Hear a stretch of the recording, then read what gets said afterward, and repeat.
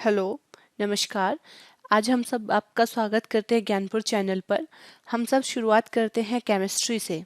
Chemistry की शुरुआत करने का रीज़न ये है क्योंकि आप सभी जानते हैं कि आजकल के जितने भी एग्ज़ाम होते हैं उसमें सबसे ज़्यादा जो वेटेज रहता है वो आपके करंट अफेयर का रहता है और आपके साइंस बैकग्राउंड का रहता है। साइंस में भी अगर आप बात करेंगे तो साइंस में फर्स्ट नंबर पे आपकी बायो रहती है, देन आपकी केमिस्ट्री आती है। ऑलमोस्ट अभी आपने देखा होगा कि जो एग्ज़ाम होते हैं उसमें आपका जो प्रोसेस पूछा जाता है, जो क्वेश्चंस आते हैं वो सबसे पहले बायो के रहेंगे और फिर उससे बाद में आपका केमिस्ट्री के रहेंगे। तो आइए इन्हीं सब पहलुओं को ध्यान में रखते हुए हम स्टार्ट करते हैं केमिस्ट्री रसायन विज्ञान। इसमें हम एक तरीका अपनाएंगे जिसमें हम सबसे पहले आपको उसका नामकरण और उसकी परिभाषा मतलब कि उसकी नेमिंग और डेफिनेशन कि जो रसायन विज्ञान है इसका नामकरण कैसे हुआ और इसकी डेफिनेशन इसकी जो परिभाषा है वो क्या है, जिस तरीके से हम इस केमिस्ट्री को अच्छे से समझ पाएंगे। सेकंड पॉइंट में हम देखेंगे कुछ वैज्ञानिक साइंटिस्ट।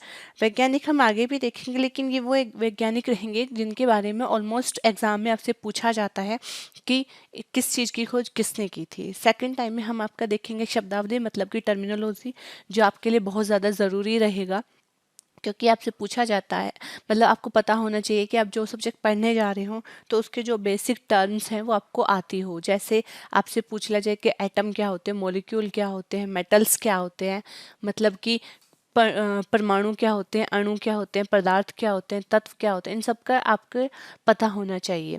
उसके बाद हम देखेंगे दैनिक जीवन में प्रयोग होने वाले रासायनिक उपयोग। जैसे हम डेली लाइफ में हम कहाँ कहाँ केमिस्ट्री देखते हैं, किस प्रकार से देखते हैं, कैसे वो हमारी लाइफ में चेंजेस लाती है। ठीक है, तो आइए आगे टाइम ना लेते हुए हम स्टार्ट करते हैं इसके नामकरण से। रसायन विज्ञान मतलब कि केमिस्ट्री। केमिस्ट्री का जो नामकरण है वो आपका नामकरण किया गया है कीमिया वर्ड से। ये जो कीमिया वर्ड है, ये कीमिया जो वर्ड है, कीमिया का मतलब होता है ब्लैक कलर और ये एक अरेबिक वर्ड है। कौन सा वर्ड है? अरेबिक वर्ड है। और एल्कीमिया का मतलब होता है रासायनिक विद्वान।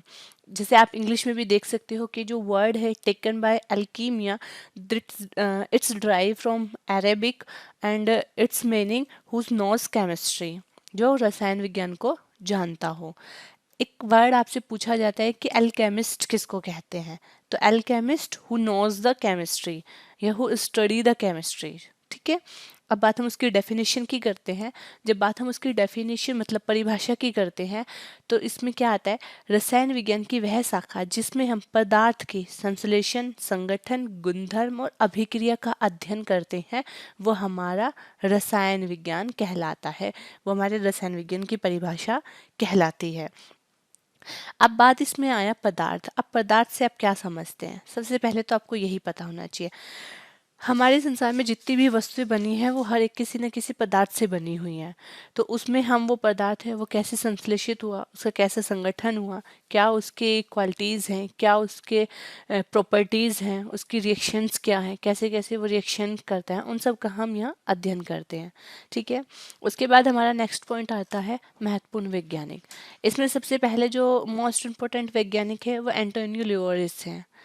एंटोनियो लिवोरियस हैं। इसमें क्या होता है, इनको बोला जाता है आधुनिक रसायन का पिता, फादर ऑफ मॉडर्न केमिस्ट्री। ये आपसे ऑलमोस्ट आपने एग्जाम में देखा होगा कि जब भी कोई जैसे आरआरबी का कोई पेपर हुआ, एसएससी का कोई पेपर हुआ, ये वहाँ बहुत ज़्यादा पूछा जाता है कि आधुनिक रसायन के पिता किसको कहा जाता है। ठीक है, सेकंड हम बात करते हैं चार्ल्स बॉयल्स की। इसमें क्या होता है, आपसे पूछा जाता है गति का सिद्धांत किसने दिया था।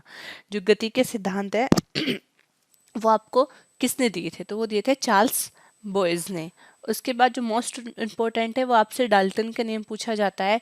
इसमें आपसे दो चीज़ पूछी जाती है कि डाल्टन ने किस चीज़ का सिद्धांत दिया था, तो परमाणु सिद्धांत दिया था, या आपसे पूछा या आपको डायरेक्टली बोल दिया जाता है कि एटॉमिक थ्योरी किसने दी थी, डाल्टन ने दी थी। सेकंड पॉइंट इसमें आता है कि वो कब दी थी, तो वो 1803 में 1803 में आपको दिया गया था।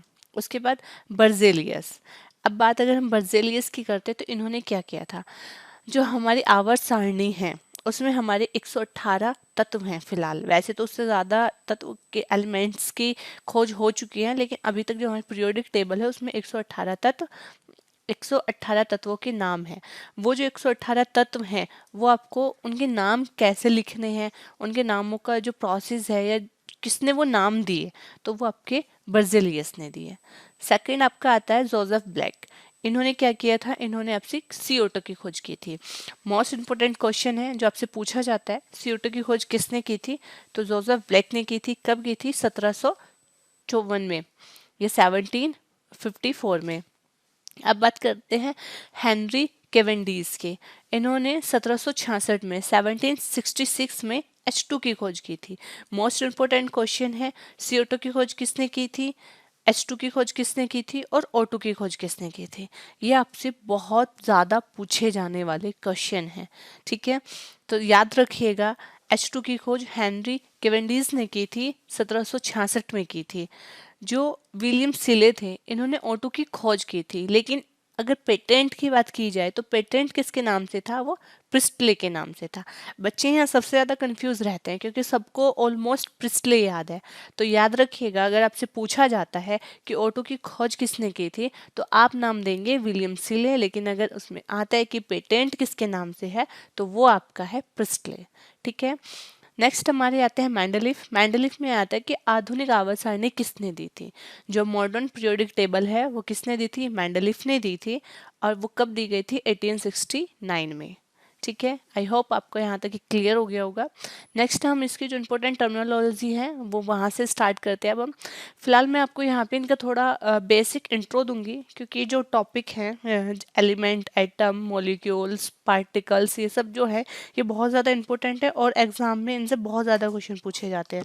तो इनको हम डिटेल में भी करेंगे, लेकिन फिलहाल आप लोगों की एक समझ पैदा करने के लिए आपको केवल इनका एक बेसिक आइडिया दिया जाएगा आज, ठीक है। तो शुरू करते हैं हम पार्टिकल से। तो आप सभी जानते हैं कि जो हमारी पूरी पृथ्वी है वो छोटे छोटे कणों से मिलकर बनी है, ठीक है। हमारे जो वैज्ञानिक थे उन लोगों को मानना था कि जो पूरा ब्रह्मांड है वो 5 तत्वों से मिलकर बना है। कितने तत्वों से मिलकर बना है, 5 तत्वों से, जिसमें आपका अग्नि, आकाश, जल, वायु और पृथ्वी है। सारा ही जो ब्रह्मांड है इन्हीं 5 तत्वों से विलीन है, मतलब कि मिलके बना हुआ है, ठीक है। नेक्स्ट हम बात करते हैं हमारे एटम मतलब परमाणु की। जब हम बात करते हैं परमाणु की, तो परमाणु जो है वो सबसे छोटे छोटे कणों से मिलके बना होता है। इसीलिए परमाणु को बोला जाता है कि पदार्थ की सबसे छोटी इकाई। क्वेश्चन बहुत ज़्यादा पूछा जाता है कि पदार्थ की सबसे छोटी इकाई किसको कहा जाता है, तो जो आपका आंसर होगा वो आपका एटम होगा। पदार्थ की जो सबसे छोटी इकाई होती है वो आपका परमाणु होता है। अब बात आती है कि परमाणु की जो परिभाषा है वो किसने दी थी, तो परमाणु की परिभाषा कणाद ने दी थी। ये आप याद रखिएगा क्योंकि ये क्वेश्चन भी बहुत बार आया हुआ है एग्जाम में।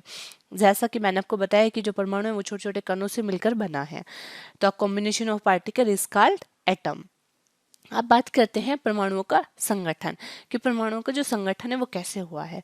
देखिए, परमाणु का संगठन बताने से पहले मैं आपको एक चीज बताना चाहूंगी कि सपोज दैट ये आपका कोई पदार्थ है, ठीक है। इस पदार्थ में आपका एक सेंटर होता है। ये जो सेंटर होता है, सेंटर के बाहर की जो लेयर होती है आप इसको ऑर्बिटल मतलब कक्षा बोलते हो। क्या बोलते हो, कक्षा। और ये जो सेंटर होता है इसमें आपका न्यूट्रॉन होता है और आपका प्रोटॉन होता है। प्रोटॉन पे आपका पॉजिटिव चार्ज होता है और न्यूट्रॉन पे आपका जीरो मतलब उदासीन होता है। और ये जो आपकी बाहर की ऑर्बिटल होती है इसमें आपके इलेक्ट्रॉन मूव्स करते हैं जिन पे नेगेटिव चार्ज होता है। ये चीज़ मैंने आपको क्यों बताई, क्योंकि आपके 2-3 क्वेश्चन तो यहाँ से ही आते हैं। बेसिक क्वेश्चन आपसे पूछा जाता है कि पदार्थ के नाभिक में क्या उपस्थित होता है, तो पदार्थ का नाभिक मतलब ये जो सेंटर है इसमें आपका न्यूट्रॉन और प्रोटॉन उपस्थित होता है।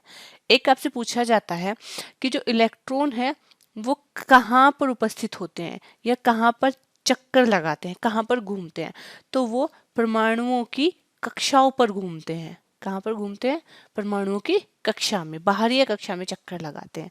पहले एक कक्षा भरेगी, उसके बाद फिर आपकी जो दूसरी कक्षा होगी उसमें इलेक्ट्रॉन मूव करेंगे, ठीक है। अब बात करते हैं जैसे कि इसके ये 3 कणों से मिलकर बनता है। तो सबसे पहले आपका इलेक्ट्रॉन, जैसा कि मैंने बताया, ई से इसको डिनोट करते हैं, नेगेटिव चार्ज होता है। इलेक्ट्रॉन की खोज, किसने की थी? जे थॉमसन ने की थी। नेगेटिव चार्ज मतलब ऋणात्मक चिन्ह होता है, और इलेक्ट्रॉन बाहरी कक्षा मतलब आउटर सेल में उपस्थित होता है। ठीक है। सेकंड आपका आएगा प्रोटॉन। प्रोटॉन पे आपका पॉजिटिव चार्ज, पी से इसको डिनोट करते हैं। खोज आपने इसकी जो खोज हुई थी वो गोल्डस्टीन ने की थी। इस पे धनात्मक मतलब पॉजिटिव चार्ज होता है, और ये परमाणु के मध्य मतलब सेंटर मतलब नाभिक में उपस्थित होता है। लास्ट आपका होता है न्यूट्रॉन। न्यूट्रॉन की जो खोज की थी वो चैडविक ने की थी। इसमें आपका क्वेश्चन यही पूछा जाता है कि परमाणु का वह कौन सा भाग है जिस पर कोई भी आवेश नहीं होता। तो जैसा कि मैंने आपको पहले बताया कि परमाणु में जो न्यूट्रॉन होता है उस पर कोई भी आवेश नहीं होता। क्यों? क्योंकि वो विद्युत का उदासीन होता है, उस पर कोई भी आवेश उपस्थित नहीं होता। सेकेंड लास्ट हमारा जो था उसमें हमें पढ़ना था आपका अणु मतलब कि मॉलिक्यूल। अभी देखिए हमने स्टार्ट किया था पार्टिकल से, क्योंकि जो पूरी पृथ्वी है वो छोटे छोटे कणों से मिलकर बनी है। कणों से मिलकर आपके परमाणु बनते हैं, और परमाणु से मिलकर आपके अणु बनते हैं। तो आप इसको ऐसे याद कर सकते हैं, एक मतलब रफ ग्राफ बना सकते हो अपनी कॉपी में।